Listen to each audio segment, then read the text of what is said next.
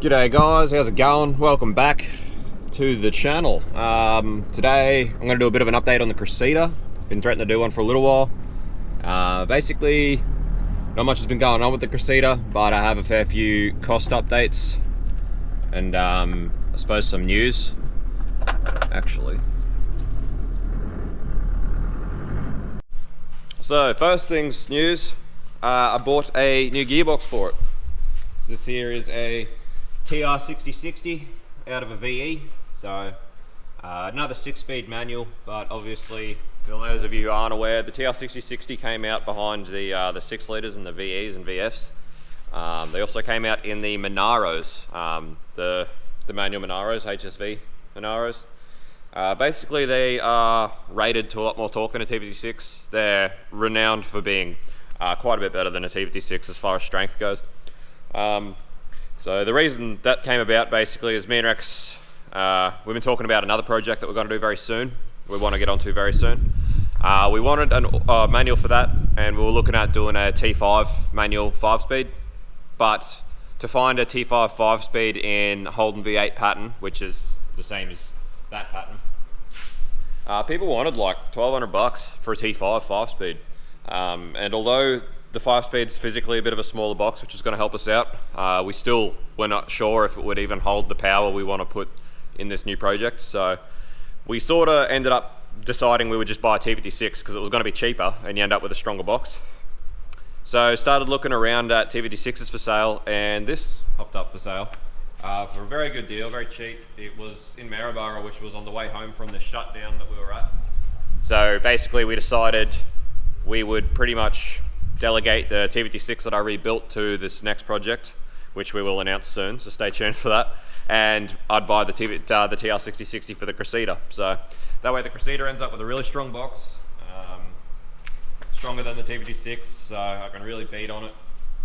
As you can see, the TR6060's got like a remote shifter setup, whereas TVT6 has like in the top of the box and that. So it just made more sense to have the stronger box for the price that it was. So I bought that for $900, which was how much I paid just for the parts to rebuild the TVT6, as you know.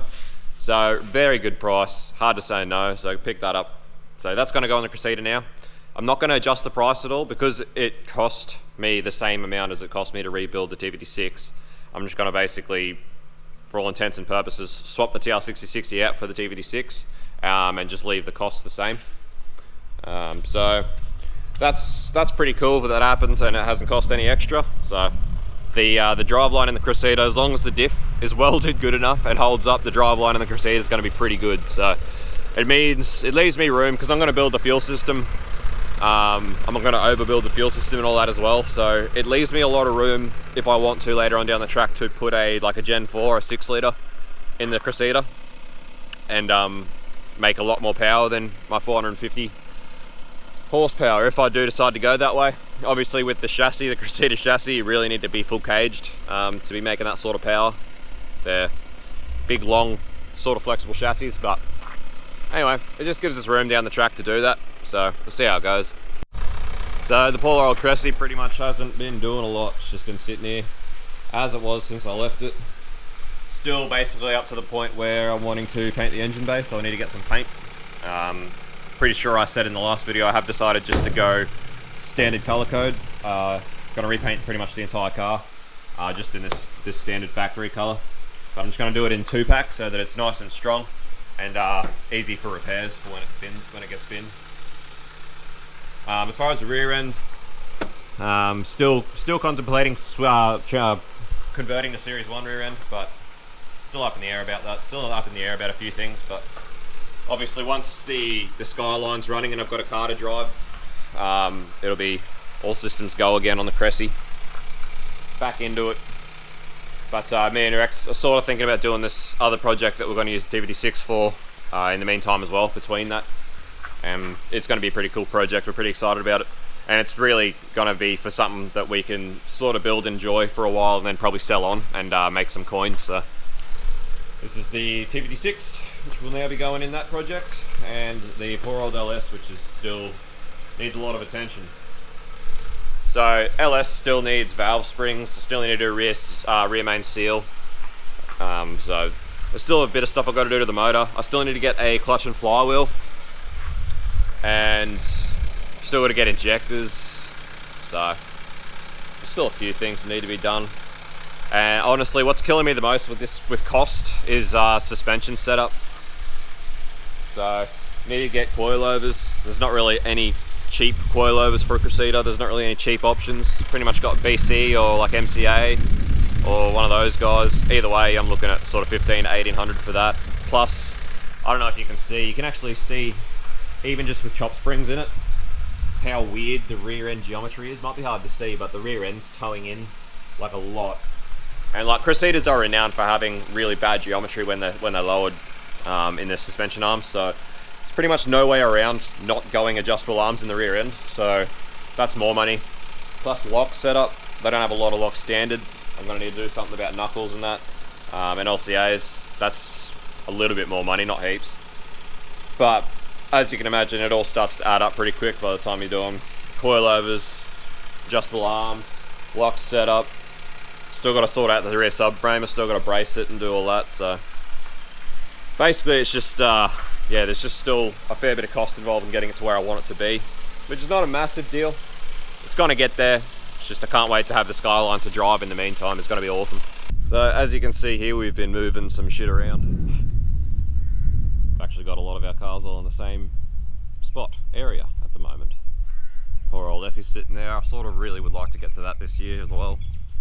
I really wouldn't mind building that to sell too, because I reckon it'd make some good money out of that. I'd really love to build it and keep it for myself, because I really do love the car. But the issue I have with it is that being only an F100, it's not actually rated to tow very much, and the way the laws have changed in Queensland, which now don't allow you to upgrade your tow rating, means that I will never be able to get it rated to tow for what I wanted to do with it. I really wanted to build something that could tow at least sort of 3.5 to 4 ton. But obviously being an F100, it's only 5 stud. It's and the way the laws have changed, it doesn't look like I'm going to be able to. So thinking about just building that to sell as well, because obviously they're worth quite a bit of money. But anyway, I'll get to that. So anyway, SS is sitting here, getting more and more stripped every couple of weeks. So where do I start? Firstly, I sold all of the door cards to a bloke. So can't remember where we're at with total price on the Cressi. I think it's somewhere around 4K. I don't know. It'll be up in the corner though. Now I'll put it up there. So now I sold all of the door cards to a bloke for $100. So he took front and rear door cards. So that was firstly.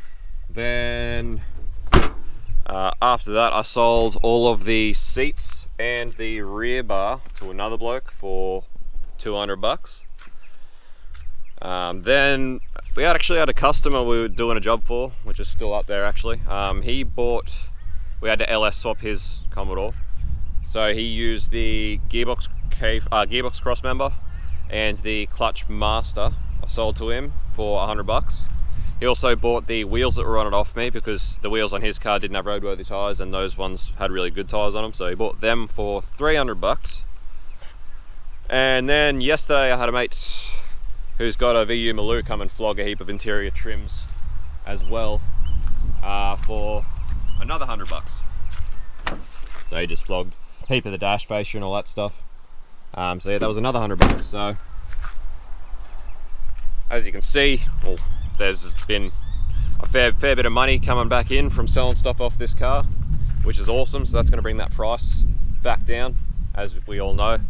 Obviously the Cressida is still a budget build, but it's not a cutting corners build. It's a budget build, but I'm going to do everything properly. So it's going to cost how much it's going to cost. I'm going to document it, but I'm going to buy good coilovers for it, and I'm going to buy good suspension stuff for it, because it's going to be done properly and I want it to be really well set up. How's this? This is a donor car for a customer's car that we did.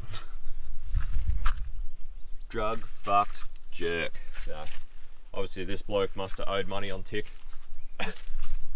Scratches everywhere. So yeah, this bloke made someone real unhappy. Anyway, that was just a donor car that a customer picked up cheap that we used the motor out of for for a swap. So there you go guys, that's pretty much all I've got to report on the Cressi.